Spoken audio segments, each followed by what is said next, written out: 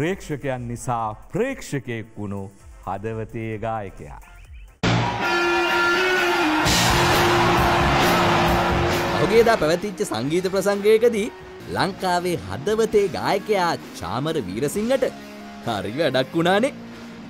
බලන්නකෝ එයා මතකයන් ඔබේ සින්දුව කියන්න ගත්තම මොකද වෙන්නේ කියලා.